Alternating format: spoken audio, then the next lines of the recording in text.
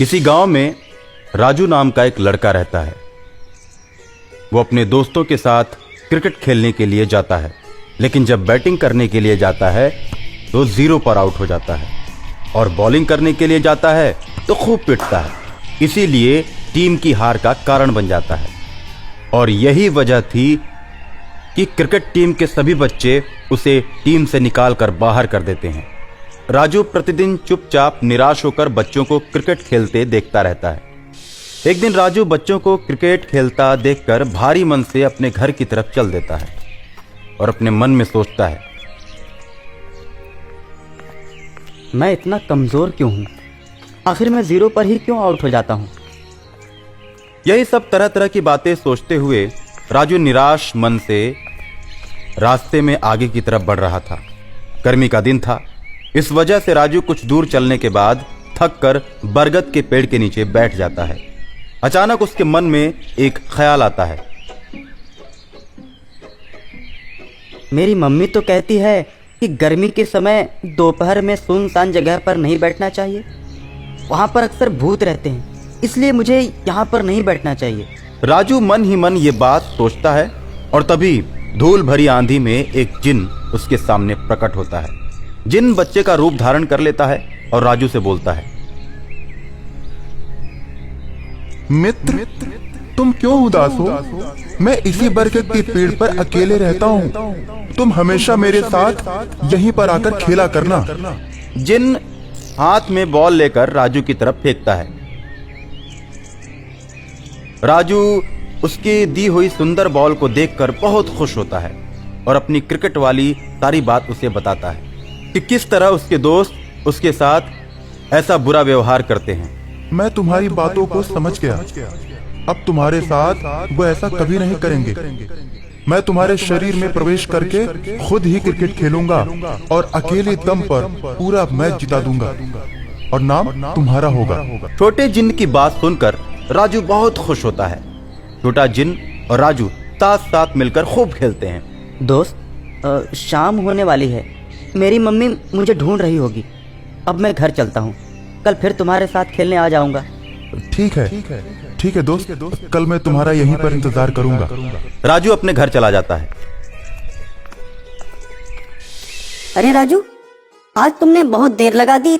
इतनी देर तक तुम कहाँ थे? मम्मी, आज एक नया लड़का मेरा दोस्त बना है। वो मेरा बहुत ही प्यारा दोस्त है।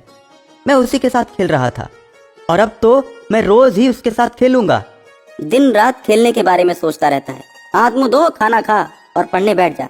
ठीक है माँ। राजू अपनी मम्मी पापा और बहन के साथ बैठकर खाना खाने लगता है।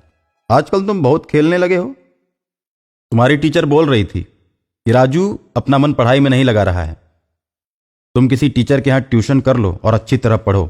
नहीं पापा, देखना इस साल मैं क्लास में सबसे टॉप करूंगा। खाना खाने के बाद राजू पढ़ने लगता है। आधी रात को खिड़की के दोनों दरवाजे हिलने लगते हैं। राजू खिड़की की तरफ देखता है तो उसे जोर जोर से हवाएं चलने की आवाज सुनाई देती है। छोटा जिन खिड़की के रास्ते उतरकर राजू के पास चला आता है और राजू से बोलता है, राजू, इतनी मेहनत करने की कोई जरूरत नहीं है। मैं तुम्हारे अंदर प्रवेश करके स्कूल में भी तुम्हें सबसे तेज बना दूंगा। परीक्षा में भी तुम स्कूल में पहले स्थान पर रहोगे।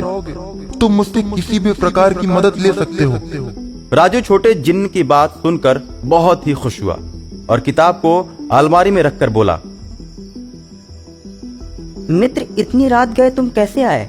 मित्र, मैं उस बरगद के पेड़ पर अकेला ही रहता हूँ। मेरा इस दुनिया में कोई नहीं है। तुम ही मेरे मित्र हो। मेरा मन नहीं लग रहा था, इसलिए मैं तुम्हारे पास चला आया। अब मैं तुम्हारे साथ ही रहूंगा। मैं केवल तुमको ही नजर आऊंगा। बाकी कोई भी मुझे देख नहीं पाएगा। ये तो बहुत ही अच्छी बात है। चलो फिर सोने चलते हैं। राजू और छोटा जिन साथ में सो जाते हैं। रोज की तरह राजू खा पीकर स्कूल का बैग और क्रिकेट का किट उठाकर स्कूल जाने लगता है। साथ में छोटा जिन भी हो लेता है।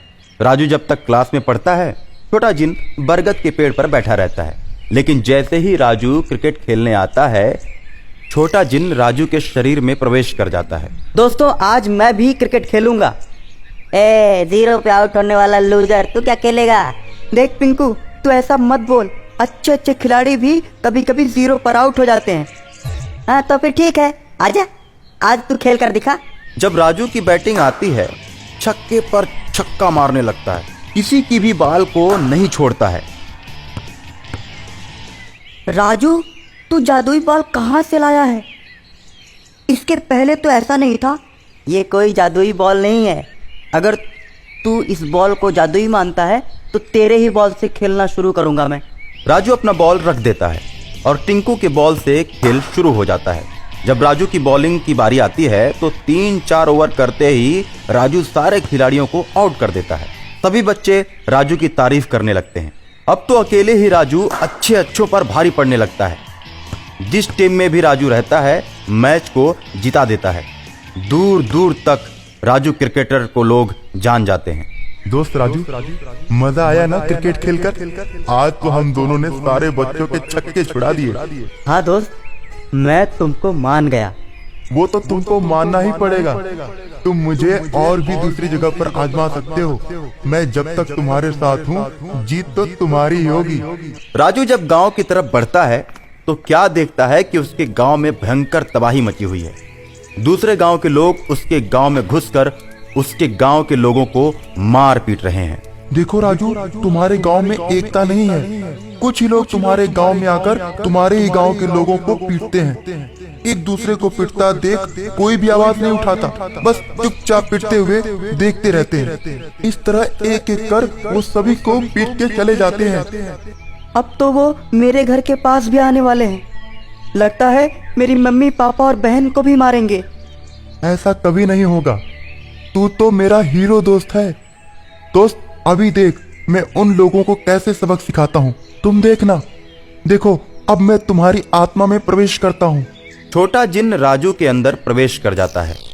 राजू की आंखें लाल हो जाती हैं।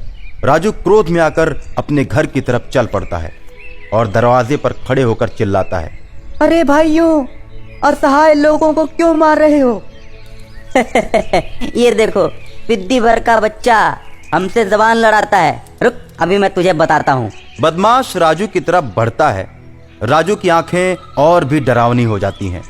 राजू बदमाशों पर झपट पड़ता है और एक एक कर बदमाशों को मारकर घायल कर देता है। और इस तरह सारे बदमाशों को जब राजू मार देता है तो गांव वाले राजू की जय जयकार करने लगते हैं। अब तुम लोग इन बदमाशों को मारो और सजा दो इनको। गांव वाले हाथ में लाठी लेकर सभी बदमाशों को पीटने लगते हैं। देखो, हमारे गांव में एकता नहीं है, इसीलिए ये लोग एक एक करके हम सबको पीट रहे हैं। अगर हम सब एक साथ मिलकर एकजुट होकर मुकाबला करें तो कोई भी गांव के अंदर नहीं आ सकता और हम पर जुल्म नहीं ढा सकता। गांव वाले बदमाशों को मारकर भगा देते हैं। इतने छोटे बच्चे में इतनी ज्यादा ताकत हमने तो आज तक नहीं देखी। जरूर ये कोई दिव्य बच्चा है।